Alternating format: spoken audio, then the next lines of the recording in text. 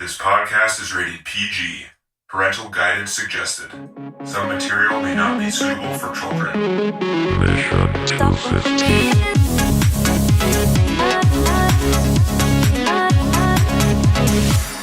Welcome to the Mission 250 Filmcast, where we are watching the best movies of all time according to IMDb. I am one of your hosts, Denny, and joining me are...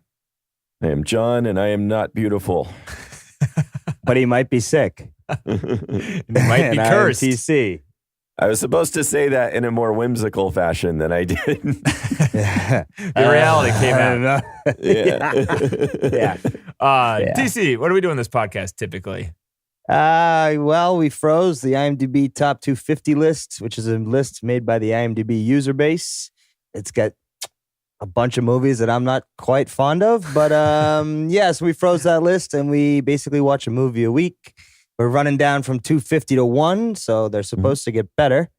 And then we talk about the movie. Denny does some trivia. John usually talks about other stuff, and he's sick. Yeah, sick. And then, then we kind of just, fuck around. Yeah. And this week, we are watching number 137, which is the 2004 movie Howl's Moving Castle, directed by Hayao Miyazaki.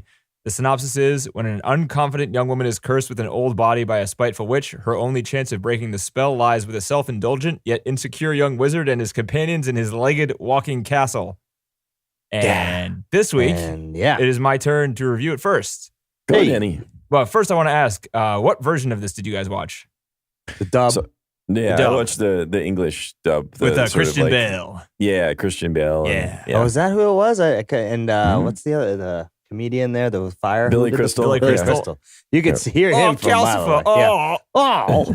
He didn't do his New York guy accent as heavily as he often does, though. But he did the inflections. Yeah. Oh, you're killing me. Yeah. Whatever. All fire demons talk like that. They're all from New York. That makes sense, right? They are, yeah. So about this movie, I mean, I'm a huge Studio Ghibli fan. I've seen this movie probably 4 times at this point. Oh, wow. It's one of my favorite ones. Watching it now, with the, preparing to talk about it with you guys and how we usually do this podcast, we talk about plot and certain things like that. So I'm a little more critical usually when I watch movies, which is good and bad, I guess. I don't know. Sometimes it's bad because it makes me like the movie less. But there are a lot of parts of this movie that I love. Like the fantasy stuff is awesome. All the settings and things like that are great. A lot of the effects are really cool. The animation is awesome. I found myself realizing that I don't really understand the plot towards the end of this movie. I don't think the love relationship is very good. There's a lot plot-wise and just all the I looked up some of it. Okay, I have some questions too, and I want to ask. Yeah. I'll ask you because I have questions where I'm I don't actually know what's going on. No, during I this had part. to look up. I had to I was left puzzled. Yeah, in some of those things. Okay, cool. So we can try to get into that, I guess, but. Even with all that being said, this movie is kind of it's more of an experience in terms of being in a setting. Everywhere they go and every time they're oh, this is beautiful. I'm that is beautiful. I can just watch this. I don't care what's happening right now. This is a very nice painting that's moving and it changes up a lot and it's pretty creative in terms of all the different effects it has. I like the feathers. The feathers are pretty cool. I like the ink men or whatever the hell those things are. Yeah, those are creepy. Yeah. A lot of the stuff is just awesome. I've read a couple of mixed reviews and kind of negative reviews on this one saying it's a lesser Ghibli movie, which I can kind of understand, but I don't know if that's the point, I guess. I mean, it slows down halfway through. You think? I Maybe. thought so. Yeah, around what part does it? It's a good question. Think I remember all those when parts? There's a lot of castle time in interior castle stuff. When she walks in and starts cleaning the house, maybe. House cleaning, not the most exciting thing. Yeah, I don't know. I like that part though. It looks very nice. The water looks good on the But that's pretty much my gist. I mean, wow. So John, did you also think it slowed down in the middle, or? No, I really enjoyed this one too. I watched Samantha watched it with us. Oh, nice. So she's 4 now, and we were. I feel like it is a good kids movie. It could be scary though, couldn't it? It could be. There's scary parts, but we sort of so. We talked to her. I mean, she's Four's getting better. Pretty old. Kids movies. But she was watching and seemed okay, and we would just sort of reassure her if she seemed a little worried. But she just sort of, and she does. To be fair, she does this with Paw Patrol or other TVs. You know, she just kind of sits there when TV's on. She just sort of like stares open mouth and kind of just classic. Good just job. That's the way you're watches supposed to do it. But it wasn't in ideal viewing conditions because we tried to watch it as a family, which means that somebody has to attend the danger magnet. Somebody's who's pooping like, their pants at some point. No, he does that too. But no, we have a little over 1-year-old Alex he moves around now. He walks around and he just basically figures out what's like the most dangerous thing in the room. And then when you make that not dangerous anymore, he goes and finds the next dangerous thing. He's like, it's uncanny sort of, but he'll be jumping out of planes before you know it. Yeah. So somebody has to be monitoring him. And my wife and I sort of took turns. So like the last third of the movie, I kind of had to stand up and keep an eye on him. That was a sidetrack. What my point was, I think Ghibli's movies like leave me feeling a little of that sort of wonder that I love, that you're just sort of like, it's just so much magical things. Things are so inventive and colorful and interesting that you just sort of like stare at it and take it all in. I really think that's amazing. And when I thought about the plot, I was a little confused, but my wife and I were both just like, wow, that was just great. Even so, just the inventiveness of it, the characters themselves were interesting. So even if maybe the plot somehow didn't make sense at points, which we can go into, each of those characters were pretty interesting. Yeah, I thought, and so I liked watching them. I really liked the take on the old woman, and like that being, you know, which your one? leading lady, your leading lady being a 90-year-old woman for the majority of the movie, Sophie, and what that entailed for her. I thought that was a nice, just an interesting way of you know, having your like the whole scenario was really interesting. And again, this movie was based on a book too, so this wasn't Miyazaki's whole ideas. And so it'd be interesting. It's a children's story by a Dutch author, I think. So it'd be kind of interesting to read that. And apparently there's I got some trivia on that. It's fairly similar. Yeah, cool. But I do get that feeling. I think that's what's so wonderful about these films. And if you listen to Miyazaki talk about his films, it's pretty, or even just read. I got some interviews, stuff that I found, and he's just seems like such an amazing, humble, kind of sad, but inspiring guy. And I don't know if you watched on the DVD, there's just a couple of token behind the scenes things. One like showing how they do the audio work, which is also that was really cool. That was a pretty cool one. I want to hear about that. Well, yeah. Well, so the interesting thing in this is that, so unlike say Monsters Inc. or whatever, Pixar will record you'll record the voices first, and then you'll animate around the voices.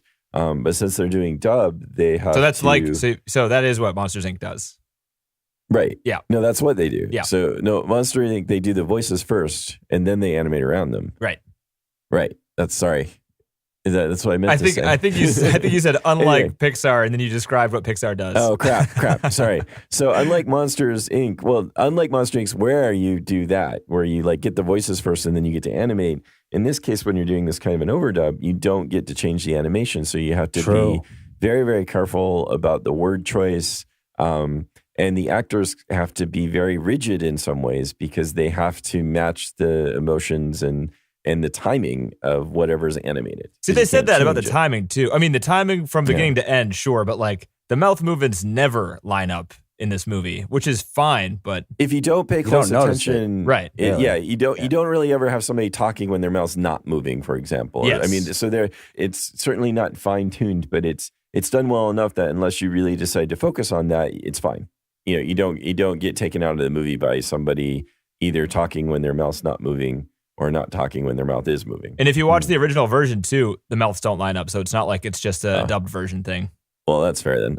But so I thought that was interesting. And then another of the little featurettes was Miyazaki going to Pixar and meeting John Lasseter, who was a little touchy-feely, but whatever. His infamous hugs. I looked it up after. I was like, wait a minute. This is the guy who got fired from Disney, right? Oh, yeah. He's like, at least he wasn't hidden about it. He was like, hey, come here. Give me one of my trademark hugs. And you're like, Miyazaki, my best friend. I don't know. He walked, the first shot of him was walking like through Pixar's lounge or lobby with his arms wide open. And Miyazaki had like his hand out, and they were like 30 feet away from each other still, but his arms were out. And then he finally gets there and gives him a hug. And I was like, that was extreme. Oh, yeah, exactly. He does. That was interesting.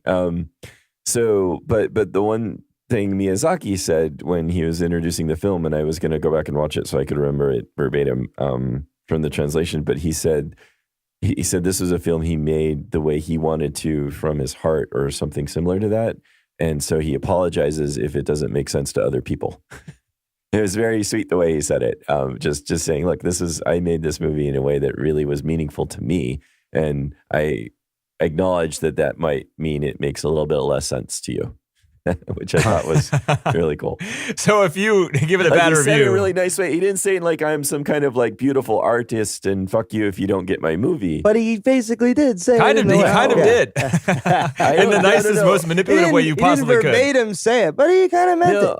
I think he like meant to make the movie the way like he feels these things are very precious to him, and I don't know. He pulled it No, off. I'm in a just way joking. that- I love the I guy know. too. Listening to him talk is awesome. So anyway, so there's just and he says really interesting things, and I can go into like the interview stuff too if you want, or I can do that later. You do that later. Hey, I still have no idea yeah. what TC thought of this movie. Yeah, let's go, TC. What do you think? I mean, I enjoyed it. It's definitely you can definitely get lost in it. Yeah. You know, definitely good if you're smoking a little stuff. You know, Yeah. just hanging, watching. I think the story in itself. I mean, not a big fantasy guy, but I wasn't bothered by it. Nice. I was gonna say Um, this is like one of the hardest sci-fi movies we're probably gonna watch, Yeah, I mean, it was or like fantasy you know, rather, not sci-fi. Oh yeah. Fantasy, yeah. it was fun, man. It was a good time. I definitely see where you guys are coming from with all the sort of like artistic side of it and how in depth they go. And I mean, there's just so much to look at on screen. Yeah. in all especially the outdoor shots. Mm-hmm. I mean, the plot line, I didn't really care. So I mean, it wasn't like invested in it. I you think know? I agree because I didn't care before, and I didn't realize that I didn't even pay attention to it the other times I watched it. Right. You're just kind of like watching like them do cool stuff. It's like, oh, there goes Howl. He's going out the door again. Cool. I don't really know where oh, what he's doing. God, thank God she's good looking again. Oh no, back to that thing. Oh jeez. Oh, You know, he's a it's- bird now. Okay. Yeah, that was a funny one where he was like, I wonder what he's hidden as. It's as a pigeon? No, he would never be a pigeon. Then Yeah. he looks up and he sees the flying car with a giggling woman. He's like, yeah, it's probably him. Yeah. It's like that was a really funny moment. Yeah. Another moment I liked a lot too was when she's carrying the dog up the stairs and she's like, why are you so heavy? Oh yeah. And that dog was like, Dude, like 80 pounds. That dog made me laugh so many times watching I the did movie. like the dog. Yeah. It's like I agree. whimpering little. It's like Like wheezing. yeah. They had good characters and very interesting animation. And I mean, very well done for the time. This was like one of the first. I mean, they started doing digital-ish stuff. This one seems the most digital out of all the Ghibli ones. So is the castle digital? No, the Castle in the Sky is not. Oh, because I was really impressed the way they did it because the way they did it almost made it look kind of like it was. Oh wait, sorry. Cardboardish. I thought you were saying Wait, Castle in I the thought you Sky. meant the movie. No, I No, know the how castle. this The castle in this Howl's movie castle. was done digitally. That's okay. I mean, yeah. it did look pretty good. When Yeah. the Yeah. But when it legs like were bends moving. and stuff, it kind of looked like a really good flash animation or something. Right. Exactly. Yeah. Oh. Yeah. I mean, I kind of liked it because it made it look extremely clockwork. Sort Yeah. of. And just bizarre and weird. Yeah. I think it like accented its mechanical nature sort of in a way that made it look cool. Yeah. But How cool would it be to have like a portal like that? Oh man, would you Or rather just, have like, the spin walking the wheel. castle or would you rather have the portal door? why not? I think the have portal both? door. Why not both? I'm gonna both. That's the beauty about these animes. No, you can have both. Yeah. You're good. Oh, yeah. Take yeah. them. You got both. You got the castle and you got a portal. Yeah. Why Yeah. not? So that front door, is there actually a front? Like they only ever enter and exit through the bottom Through that one, that right? weird. But then like entrance. the, yeah. Yeah. but that's the same one as the portal one. Was it? I think so, right? Because they have to go down the stairs to get to the portal one. Oh right. Yeah, I think it's just like one door. So which setting is the one where it's the actual outside? Sometimes I was confused at like which I don't know. Oh like, right. exit they were I going don't know. to. Forget what it was. Yellow. I don't Yeah, remember. I was. mm. Definitely not the black one. The black one was like the gooey area, memory land or whatever. Yeah, I liked the part where he was thinking about the dark side and it like all started getting gooey and shit. Yeah. Yeah. Oh yeah. It's just a You interesting get way to slimy. animate it. Oh, that Yeah. was one of the best lines too of the movie. I thought that was like an amazing sort of like a portrayal of depression. I Right. thought that was Agreed. that was pretty. And they're like, oh Striking. shit, he's screwed. He's letting it in. We're like, there's nothing we can do. He's letting it in. He's letting it in the What did he dark. say there? He's like, she fucked with his hair dyes or something. And he comes down with orange hair. and then he's just Oh, that moping. one, He's yeah. like, I can't. he's like, I can't- there's no point living if I can't be beautiful or something. Right. Yeah, exactly. Something like Yeah. that. And then I tell you, go. I'm struggling with that every day. Yeah. I heard some real truth in that in Christian Bale's voice acting in that part. Yeah, I mean, overall, it's a great little piece. I would definitely tell people to watch it. Yeah. So Nice. I am surprised. The biggest surprise in this entire list so far, TC, is that you've liked every single Studio Ghibli movie. well, yeah, I mean, there's hard not to like. Yeah. 'Cause, I mean, it's no the general, but It's no wild strawberries. yeah, if I'm it's being no honest. wild strawberries. I'll tell you that much. What did you guys think about the American voice actors? Did you think it was like spot on? Do you think it could have been different people? What do you think? I have thoughts on it, so I just throw it out there first. I had no complaints. I mean, I thought Lauren Bacall in particular sort of stood out as the witch. I thought she was great. I thought nothing stuck out to me. I'm thinking that something bothered you though, Denny. Yeah. I'm not a huge fan of Right? Christian Bale in this role. I don't know why. I didn't even notice it was him. Yeah. He seemed, I mean, I don't know. I have nothing to back it up. It's just something like, I think it could have been better if something it was irked something you. else. Like if Yeah. somebody else. I Like if- guess. I mean, you can argue that Hal had a really dark side, but there's a boyishness and a whimsicalness to him, and Christian Bale is all dark and serious all the time, yeah. and so maybe that could be kind of a point of like, well, he's Maybe I had a Yeah, hard time because I did visual, like you have this blonde, really weirdly skinny, feminine looking Mhm. dude with somebody who I know who looks like, and it's Christian Bale, and he's talking while this other Right. animated guy is moving his mouth. Like fair enough. it just didn't like Right. meld. Yeah, my I think head. it's a fair criticism if you think about it. I think, but again, I still thought it was fine. I also didn't like Billy Crystal the first couple times I watched it, but now I think he's Oh. pretty good as Calcifer. He's grown on me. I don't know. He's the only one that I like really recognized. I didn't Yeah. recognize any of them. He didn't do too much to hide himself.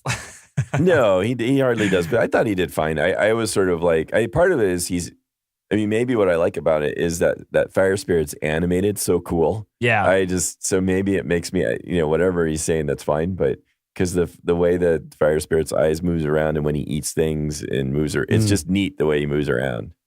It's kind of weird how he doesn't make any regular fire sound at all. It's just his voice. No crackling. No That's crackling. True. Oh, that's a good No point. crackling. No Not crackling. even when he was on the stick in the bucket. Yeah. help movie me. ruined. You know, help, help, help, Oh, I'm help, falling. Oh, help, God. help, help, help, hurry back, help, help. Yeah, it was great. I was laughing at that part. When he was eating the eggs, that was pretty cool too. He kept like doing different tricks for each egg. Oh, right, the eggshells. Yeah. Can you imagine if you had a fire that was also your trash it was can? eating your trash. Yeah, that's It'd be great. amazing. What'd you think about the neck lady? Love the neck lady. So gross. Yeah. Dude, the triple Yeah. neck. Yeah. Ooh, man. Depending on Just where gets she's worse. looking. If she's looking down, it's like 8 necks. Yeah. Right. God, That it's was gross. pretty. That was a lot of neck. There was a ton of neck. So what happened there when she was climbing the stairs? Did she like lose? She was starting to get her power stripped from her, right? So I don't think she didn't get her powers stripped till she got up there and In the they light had bulb little room. people dance around her. yeah. Little light people dance. But I think she's just old and not used to walking. Oh. and And her makeup just came weak. off or something. Yeah, so she was just got up there and was winded and But and maybe sweaty and yucky. her little minion people kind of deflated at the bottom. Yeah. So maybe there was like a weak anti-magic thing. Oh well, that's true. Yeah, maybe it's right. maybe like you're right. Maybe I think it some was of her magic starting. was like Yeah. helping her too. She definitely Yeah, looked so very she different was- by the time she even That's sat a good down. point. Yeah, because she was getting worse and worse as she was going up the stairs. Yeah, that's a fair point. I mean, it was a weird little situation they got there. The old lady bringing up the other old lady. Yeah. Yeah, Did that dog have chicken's feet? Was it chicken feet? yeah, I Oh, liked it. did it? I mean that. I don't know, but it was weird. Feet And it had a for toupee dog. on.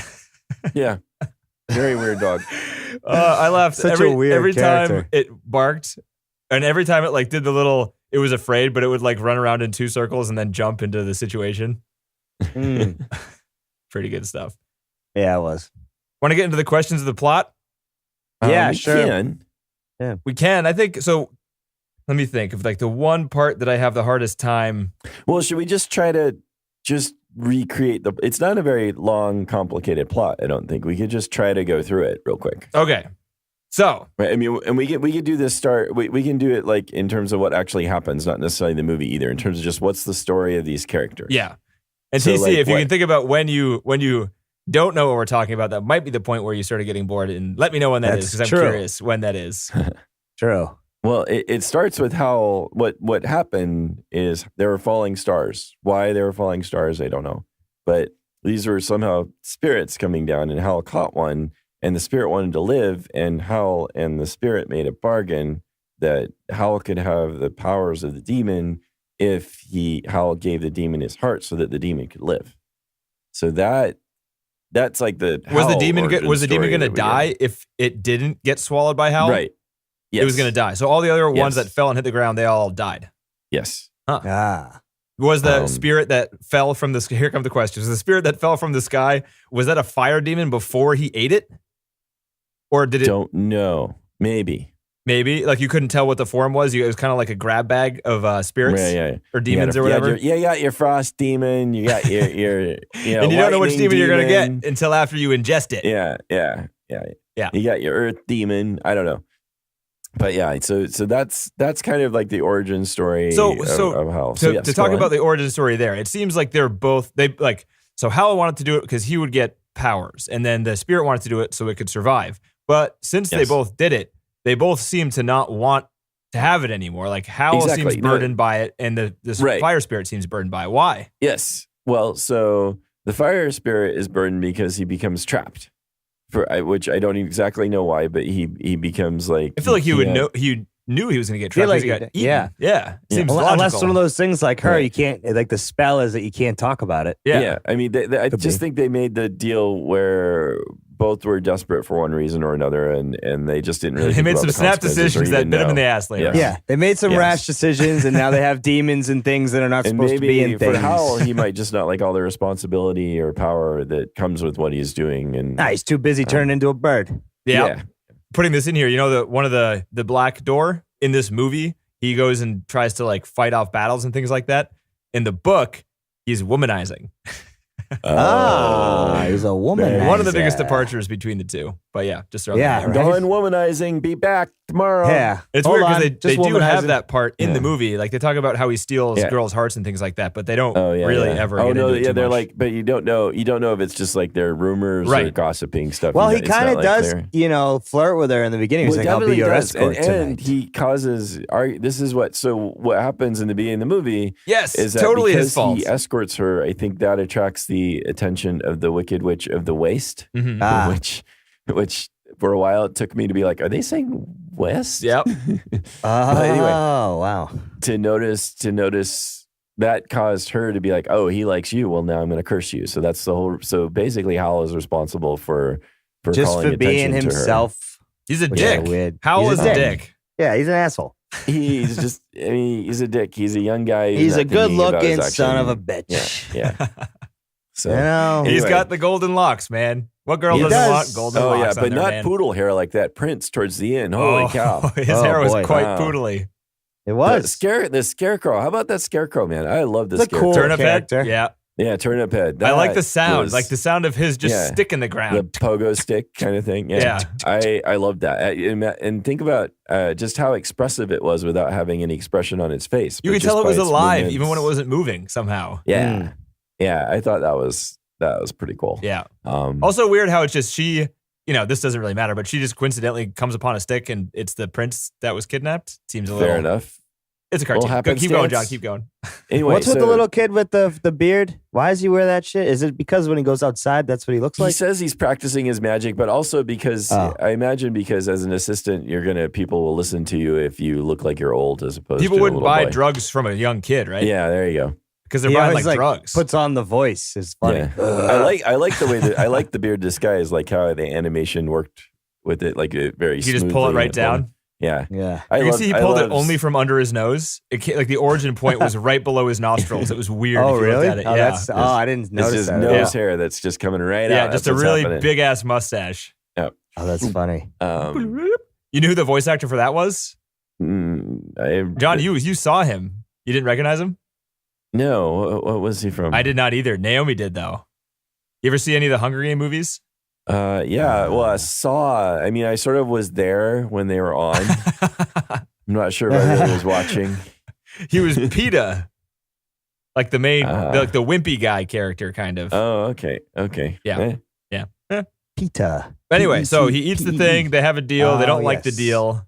Right. And then you went to that part where what's her name, Sophie, kind of walks down an alleyway, and some soldiers are going to do horrible things to her. I think They're going to buy her a drink. Yeah. And then Howl comes, escorts her out, but then gets her in a chase with what are those things? So those are the Wicked Witch of the Waste's minions. But what are they? The blobby dudes. Yeah. Are they booger monsters? What are they? Evil monsters of black magic. Ink monsters, tar monsters. Yeah, I don't know. Creepy as all hell. Yeah. True. So then they run from them, but then the Wicked Witch of the Waste comes and makes her old. By passing through her. Sophie's old. I really wasn't Yes. expecting that, to be quite honest. I was like, oh, so that's where this one's going. Okay. Yeah, it was a good twist, right? Interesting. Yeah, it was. And Early that, on, you'd too. think it wouldn't happen, but that's going to be like the majority of the movie. It's really interesting. Right. So then she's like, well, this isn't going to do. I like how her character deals with it. She's like, well, this isn't going to work. So I got to go figure something out. Yeah. She like But tries stay to calm, have fun stay with calm. it somehow. Yeah, I thought that was, I liked it. It was impressive. Yeah. It seemed realistically done. Like there's some sadness for what happened, but then she's like, all right, well, there's some good points to this.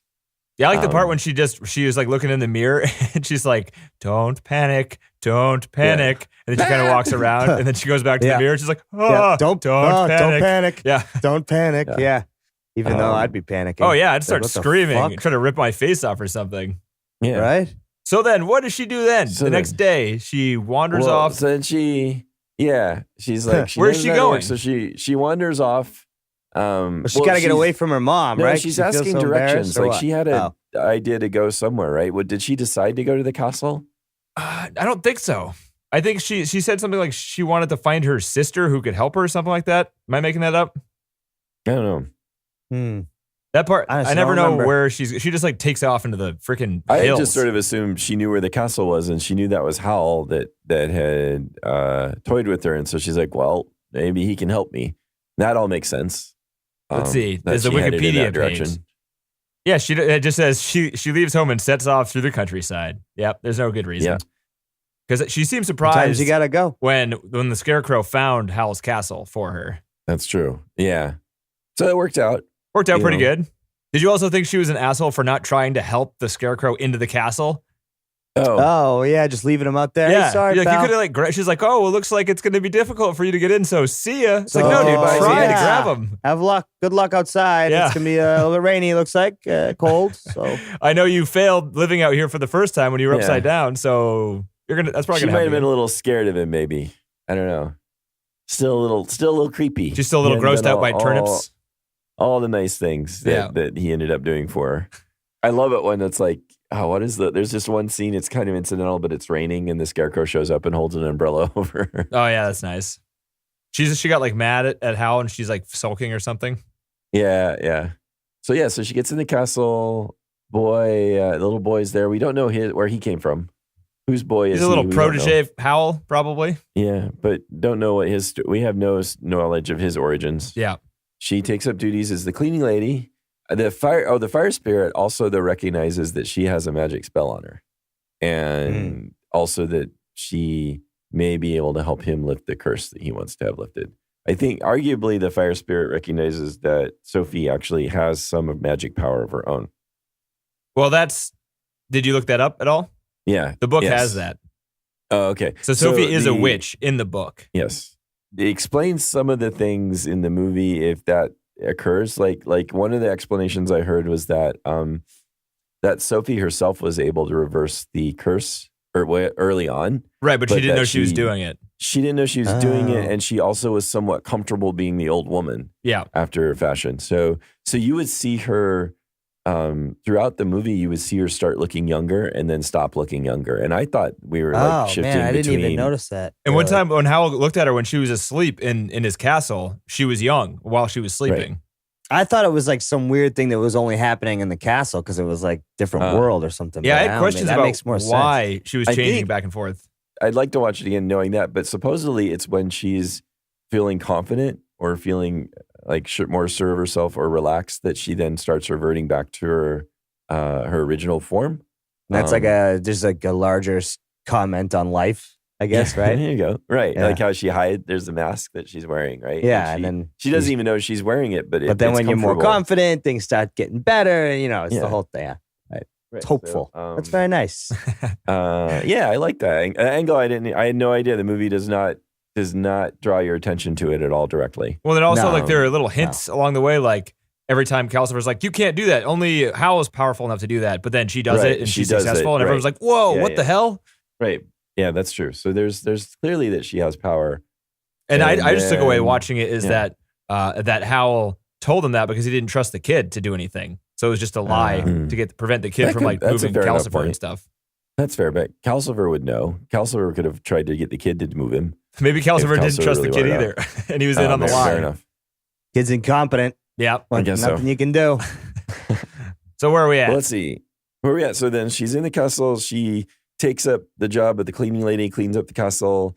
Howl is somehow involved on both sides of the war, possibly. Like just are you trying sure? to somehow It was both sides. do good. That part was all very Uh, confusing. I don't know. He did but get it's two not clear. invitations, but I didn't know if it was from different kings. It was pretty unclear.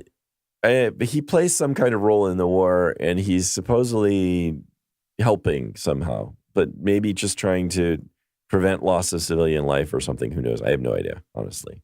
What his game is. That's also not gone into any detail at all Mhm. in the movie anyway. But for whatever reason, he's somehow still playing a part in the war, and that's also like draining him and making him unhappy. It's not clear what else is making him unhappy, like why he's going to the dark side. Other than that, His hair color. I think, well, like he has all this power, and he thought that would make him happy, and it's not working, and so he's fighting. Just maybe if you, I don't know, I'm making this up totally now. Like if you have this kind of magical power and you don't like ground yourself and you let go, you might become just some magical being like a bird and never turn back or something like that. You might just turn into some kind of mythical being, and that's the end of you, sort of.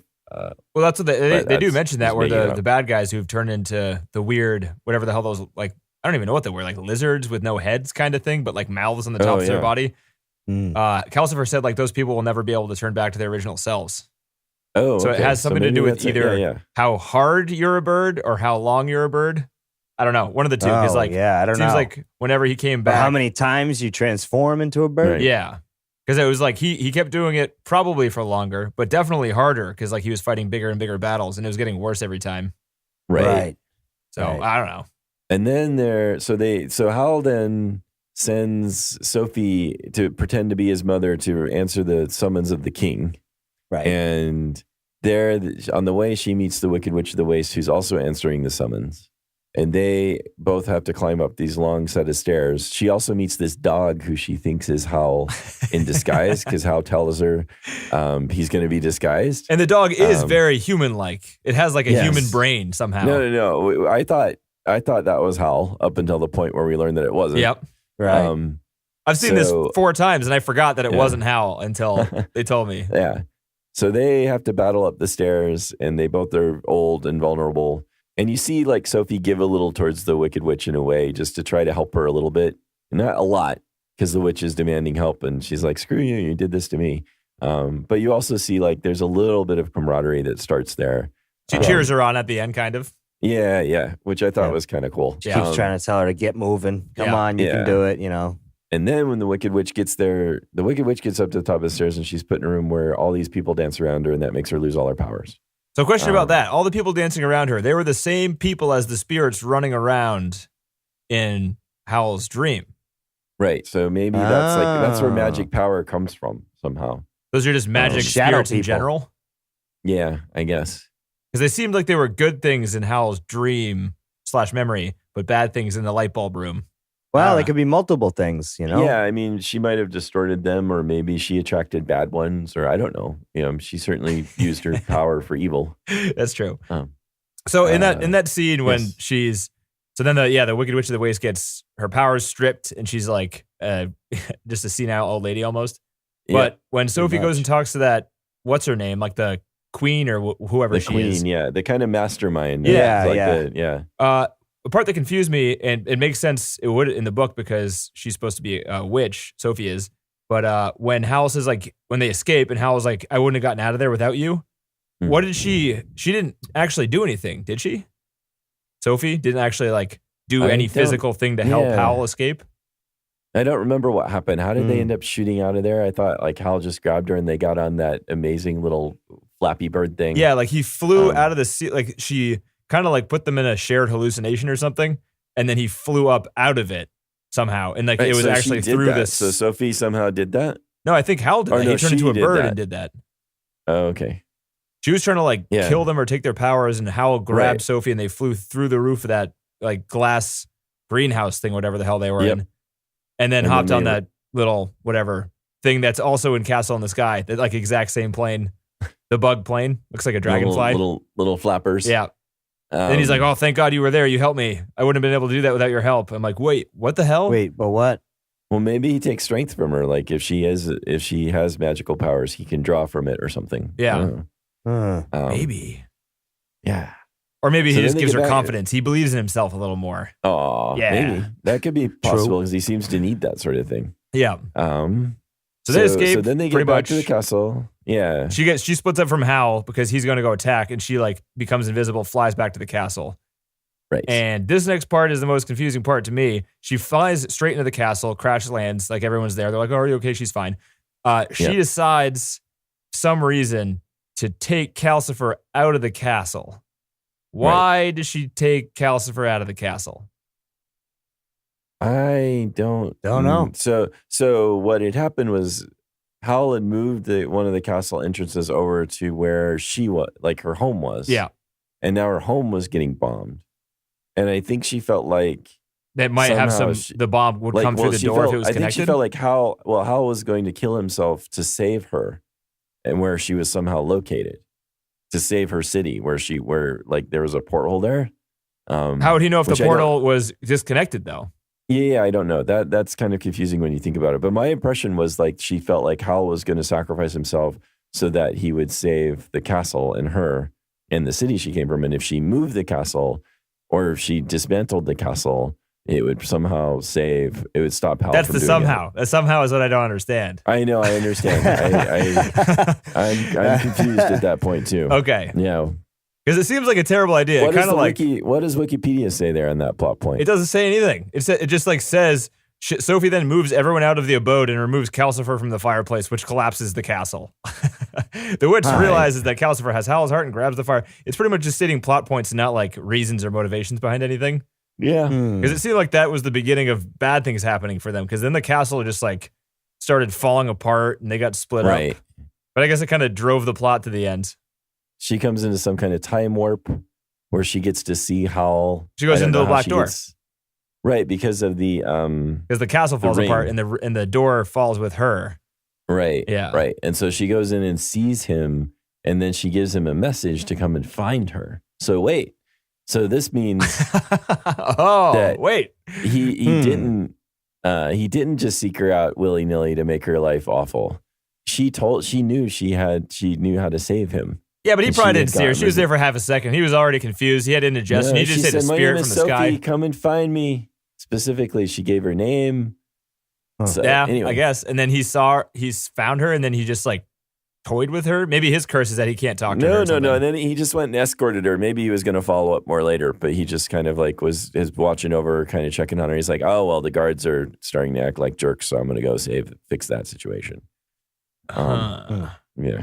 Don't you think he could have? Did he not know that the old lady was? He did know that it was. What's her name? He did. But then as soon as he figured it out, he didn't tell her. He's like, "Oh yeah, you did this thing." Hey, he's just gonna let it go. I think he knew it, but he may have known that she was also keeping the spell. I mean, there's one, like, line he says, "It's almost as if you want to stay old," and he says smirkingly, "Oh, because he's a smug prick and he knows what she has to do to get out of the goddamn spell, and he's not telling her." That's if you were gonna wear that ugly hat, I wouldn't use all this magic to make your dress look pretty. Yeah. Jeez. What a jerk. He is a jerk. Yeah. He deserves the orange hair. He does. Anyway, so the witch takes the heart. Sophie, to somehow stop the witch, takes the heart. I was kind of upset by that because I liked the witch by that point. Oh, I know. She just sort of somehow still reverted back to her greedy self, which was too bad. Yeah. And then Sophie. All she needed was a hug, though, which was Calcifer. kind of nice. I like that. Yeah, it still ended Yeah, well. it's cute. You know? Yeah. So then, what happens next? And then she kisses the scarecrow. He turns into a friggin' poodle. Right. That's the love of his life. Poodle-headed man. No, Whose love of poodle whose hair. life was that? Yeah, but that wasn't her, right? Yeah, she was in No, love with no, Howl. she- Was the yeah. scarecrow in love with the old lady? Was Yeah, she in love or with the Sophie. old lady? He was wasn't- by in love that with time- Sophie. By that time, she wasn't the old lady anymore. So wait, so he was fine with the old lady, but when the old lady was like nice and became younger, he's like, I love this person. No, maybe, but he might have since he's Tap magical tap tap too. tap tap tap tap tap tap. Maybe magical creatures. Nice, TC. Bringing us down a peg, always working. Yeah, low brow. Yeah. So I don't know. Maybe like magical creatures can pretty see through spells, or understand that there's somebody's magicked or whatever. I don't know. But that part was kind of. I mean, These it's the end people of a have a lot children's of movie. magic awareness. Yeah, I'll tell you. But he's they like, really oh, do. kiss for my true love. Thanks for that. See you later. I gotta go. Yeah. Home. So, by the way, can we get back to your true love? I What the thought hell? she was like, no. I thought she was like, sorry, I'm not. Sorry, you know, I like the other Hal. guy. Yeah. So true I love thought is that pretty she gave that pretty message. flexible. Really, it's like a one-sided thing. You could be like, Well, it can be. It doesn't have to be. You can have unrequited. Oh, that's So true. poodle guy took it well. He's like, oh well, cheerio then. And he Yeah. went back. It's like, I'm a All right, prince. have a good I'll one. find others. Hey, I'm no longer a stick. Yeah. I'm okay with this. Yeah, so that's probably true. It's like a Beauty and the Beast scene. Yeah. I wonder how long it took him to get used to hopping up and down on that thing. Do you get like lessons wow. when you get changed? No, Hey, I'm sure here's he the had other to- stick. And obviously, Take too, some like- lessons from the stick. Yeah. He'll teach Stick. you how it's done. He'll teach you how to hop up and down. How did he hold the umbrella? His hands were limp. I don't know. Oh man, that's ruined the movie right Oh, there again. I loved it. I loved his limp hands though. Like when he turned around, you could see them blowing in the wind. Oh, I yeah. think good this is stuff. an exception to kind of the there are times when a movie not making sense really is annoying and bothersome, but it doesn't always have to be the case. No, this movie, it's kind of an excuse to like load more interesting things into it. Like Yeah. the door doesn't, I don't really understand the door totally, but I don't care. The door is a really cool thing. Calcifer in the house, I don't really understand the connection there and why, you can bring him out, put him back in, and he can like kind of fix it and stuff. Doesn't matter. Adds to like what the scene where they renovate the house. It's fucking awesome. Everything's like shifting and moving and all that stuff. Oh, I added a bathroom. Man, Yeah. This and this. I like that. He got pissed that everyone was using his bathroom because there's too many people in the house now. Yeah. That's a simple thing that everyone will get mad about. Yeah. Makes sense. Howl likes his baths, man. Whenever you come home, you'd be like, Calcifer, crank True. that bathtub up. Crank that. Yeah, that's right. Get that water hot, boy. And then everyone's like, oh, I can't pee for the next hour and a half. He takes forever in the bathroom. You got pissed off at that. So you get another bathroom. Yeah. So then, I mean, that's pretty much it, right? And then the war. Okay, so no, that's not the end. What the hell? The lady at the end just gives up war. She's just like, oh, my plan is done. War ended. Whoops. Let's just end this. What the hell silly was her war. plan? No idea. She She seems like hid she's the just prince. screwing people over for nothing. Yeah, she's the one who hid the prince, right? Was she? She wasn't she? She's in charge. Seems about right. She's the one who John, do you know? She's the one who turned the prince into the turnip head scarecrow. I'm guessing yes. And that sort of kicked off some of the war, maybe because there was the missing prince. So yes. And she was recruiting all the mages to fight for her. Like she watches what she does is she watches through like a crystal ball the ending of the movie that we see, and she decides that Yes. the war should end. Now, so maybe I'm trying here. Appreciate it, 'cause I got- yeah. through I got through nothing. the dog who actually ends up kind of like siding with Hal and Sophie, but also through what she watches. Maybe watching them turns her mind. Seeing them interact and struggle makes her think less of the war. It convinces her or lets her just think, well, we don't have to do this. Too little, too late, man. They already bombed the shit out of every single town in this world. I know. But maybe that's I have some quotes towards the end here that I think are nice from Miyazaki. Oh, like That outside of the relate to movie that a type of little thing. bit. Yeah. Okay. So we've come to that's pretty much the end, right? The ending is just kind of Well, Not yeah. I mean, great. then somehow Howl gets his heart back. The fire spirit Somehow, still no, he lives. gets his heart back because Sophie hugs the Wicked Witch of the Waste. Right, and right. So convinces her to Sophie, give it back. arguably again, Sophie is using her magic to do all of this. She's just a really good hugger. Yeah. Yep. Lassiter would approve. Yeah. No. So, Zinger. Controversial statement. Yes. Yeah. Well. So yeah. Yeah. So I mean, that's the movie. That's great. I hope we've answered all of your questions, Denny. No, I none of them actually. None of my questions know. have been answered, but I don't care. Like I'm totally happy, like you said, with not having answers with this movie, just because it doesn't matter. I'm like pretty damn entertained. If you wanted to make this movie better, you could make that stuff make more sense. You could add more weight to the war stuff because there's some pretty amazing imagery with the bombs and things like that. But you don't know anybody that's dying in this war. So even though you see like entire cities being firebombed, there's not much weight to any of it, which it kind of, I guess it's good for kids, but it's not making a point like he's trying to make, I think, because he's like, Miyazaki is super anti-war, and I mean, you can see that he is anti-war from the movie, but it doesn't move you or move me at least. Well, he's not trying to. This is not a movie where he's trying to make a statement about the horrors of war. I mean, he's not showing you the horrors of war. He is, though. That's what he's trying to do. No, I mean, again, I just don't think that. Lightly. Yeah. Well, that's like the biggest change. Like, the single biggest change from the book is that the book focuses more on empowerment of characters and like stuff like that. And like all like the war stuff in the book is just mentioned. It's never like shown. It's never a big part of the book. And he took that and he decided to make it about this war because when he decided to make it, the Iraq war was going on and he was like very much against it and wanted to do a political statement. He actually wanted to make a movie that he thought nobody in the United States would like on purpose. And that's what this movie is. Interesting. Doesn't work. Like if he wanted to do that, he could have done it, but it would have been a completely different movie. So I don't know. It's still fantastical enough though to, you don't even really go there. Right. Yeah. Well, they're and maybe again, if you take that quote like that, he's trying to make something that was so actively anti-war that you wouldn't like it. But I think so. Here, this is time for. So he did an interview Quote with the time. Hollywood Reporter back in 2005. Right after this came out, was that? Yeah. It was sort of after Howl's Moving Castle came out. So so this was with the Hollywood Reporter 2005. You can find it online. This was written by Zan Brooks. Miyazaki says, personally, I am very pessimistic. But when, for instance, one of my staff has a baby, you can't help but bless them for a good future. Because I can't tell that child, you shouldn't have come into this life. And yet I know the world is heading in a bad direction. So with those conflicting thoughts in mind, I think about what kind of films I should be making. And then, to wrap up the interview, he says, the reporter had asked him, like, well, does he feel like he's managed to, make a film that reaches down to the level of everyday adults' memory to bring them back into like feeling innocent and happy? And he was asked if he's managed that. And he says, film doesn't have that kind of power. It only exerts its influence when it stirs patriots up against other nations or taps into aggressive, violent urges. Wait, say it again? And he says, film doesn't have that kind of power. It only exerts its influence when it stirs patriots up against other nations or taps into aggressive, violent urges. Whoa. And then he goes on, he says, really? Of course. So he thinks movies are only bad.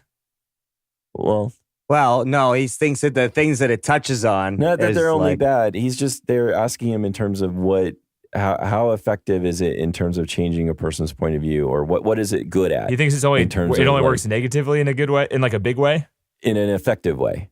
Yeah, I think that's his thoughts. But he says, that's a really weird point of view from. Wait a minute, let me finish this quote. I'm just having thoughts about that last thing, but go ahead. Anyway, so he says, of course, if as artists we try to tap into that soul level, if we say that life is worth living and the world is worth living in, then something good might come of it. And he shrugs and he says, maybe that's what these films are doing. They are my way of blessing the child. Love it. Okay. So deep. So deep. He seems like a very thoughtful dude. Yeah. I don't know if it, and maybe you lose something a little in translation because he doesn't seem like he's a man or he's necessarily like very extremely certain. I don't know. Maybe he is. Maybe he's this weird combination of like arrogance and kindness that makes it all okay. I don't know. Yeah. That's Or most of them, arrogance right? and thoughtfulness. I'm not sure. I think Yeah. I think that's most of them out there. You're teetering on the edge of being a prick or being like really, like deep, And who knows how he is to work with? Because he has a really good public persona. Yeah, But- I mean, I don't know. I'm sure you'd hear stories. Maybe. People, Maybe not. The thing is with, at least in that documentary, everyone just loves the product. That I don't feel like I got a real idea of like what it was like. What's the day to day there? I don't know. Right. Yeah. Yeah, no idea. Yeah, the working conditions were great. Like visually, like this place they animated Okay. was awesome looking. At We least don't know if they like had sweatshop hours or No, whatever. yeah, I don't know. They turned around movies pretty quick. This movie was made in like a year. Wow. That's pretty nuts. It was a It is. combination of so they'd hand draw all the characters and things like that, and like all the pieces to the castle, and pretty much everything was hand drawn. But then they would scan it digitally and manipulate it more digitally. Hmm. So it was like double animated almost. Nice. Yeah. Okay. This movie was the 6th highest grossing movie in Japan of all time. Right. Like his films are total blockbusters. Yeah. Like they do better than anything over Wow. there when they 4 come out. of the top 10 highest grossing movies in Japan have been Studio Ghibli Wow. movies. I mean, they are awesome and they're one of a kind. Yeah. And imagine like if there's something as good as we might get the translations or what have you, that there's probably something we're missing just not having it in its original language. Oh, right. And From part the of its dub. original culture that it's in. Mm. Yep. So I would watch we it might just for be- Calcifer's voice is totally different. I've watched this Oh yeah. subtitle too. It's hard. It's really hard going because it's totally different. And going from like the one you watch first is the one you're going to be used to, and then you're going to watch Fair it enough. again with a totally different voice, and it's going to seem different. And I don't know. Usually when that happens to me, I'm just like, I don't like this as much, even if it's. Mm. I would have liked it more if I watched it first. Right. Mm. Yeah, I don't know. Calcifer has like a really deep, kind of scary voice. Not Billy Oh, Crystal. man. Not from No, New York at all, huh? Yeah. Yeah. Not just hanging out Not on the a west side. 5 foot tall, 60-year-old man that's been in Yeah. comedies most of his life. That would be a different experience with Calcifer being a deep voice like Yeah. that. Weird. Yeah, and I remember like Castle in the Sky, the main character boy had like a man's voice for sure, but then like the Japanese version, I couldn't tell the difference between both of the little kids. They both had like very high pitched Oh, very voices. But yeah, I don't know. What do you think? You guys got anything else on this one? Not really. I mean, it was a that's good time. about everything Yeah. I got. Definitely a good time. Yeah. Glad I watched it. You are, but would you put it on your top 250 movies of all time list? Sure. Nice. Slide it on in there. Another TC. Oh, Slide yeah. another one in there. Yeah, Yep. TC approved. Yeah, I think, sure. I think Yeah. that's This is one of the best movies ever made. Sure, why not? Sure. Whatever. Yeah. Sign me up. John. Oh, good. yeah. Yeah, I'm gonna go yeah too. Next week, I think we might have all seen this one. Lock, Stock, and Two Smoking Barrels. Oh, yeah. Oh, right. Guy Ritchie directed All right. and written. The synopsis is a botched card game in London triggers 4 friends, thugs, weed growers, hard gangsters, loan sharks, and debt collectors to collide with each other in a series of unexpected events, all for the sake of weed, cash, and 2 antique shotguns. All right. So Love it. Yes. yeah, you get your violence. And you got to, I think this is one where you got to have the subtitles on. Just to understand what they're saying. There's, and there's a their lot of accents. thick accents. Part of Yeah. the experience is not understanding what they're saying. Yeah, If it's I a was great over one. there amongst criminals, I'd be dead. Yes. Oh, yeah. He said, This "Put guy's down a your narc." gun." I had no idea. He I said didn't understand that. a word he said. Yeah. He said, "Put your hands up," and I didn't, and I shot me. Yeah. Yeah. Yeah, that'll be good. That'll be a fun one to watch. It's Yeah. Hey, yeah, and thanks for everybody for listening. Like us Yep. on your Facebook, or sorry, what is it? Like us on your favorite podcast app. Are there podcast Yeah. apps besides the main podcast app? I don't know. iOS, I don't know. Yeah. Android, whatever. But we're on People Facebook listen and to Twitter too. podcasts? Everybody listens to podcasts. Yeah. Our email address is mission250filmcast@gmail.com. Our website's mission250filmcast.com. Our list is frozen and all of our older episodes are there too. We got a ton of episodes. We know what we're talking about. We're trained professionals. Ha! See you guys next Speak for week. yourself. Hey, wait a minute. We haven't heard from TC. Oh, there we Yeah. go. TC. Yeah. Timmy, Timmy. welcome back. Sorry, Timmy. I forgot your name. That'll be a good one next week for Timmy. Timmy will like Locks Talking Two Barrels. Oh, Smoking yeah. barrels. I can't wait Right to now. hear Hell what yeah, Fuck dude. yeah. Timmy's Jason Kill him. Statham impression. Oh God, let's get. I'll try and come up with something. Yeah. Yeah, that'll be yeah. Anyways, Sweet. it's Timmy. That's Timmy. All right, All right, later, see you guys. later. Good night, guys. Stop 'em.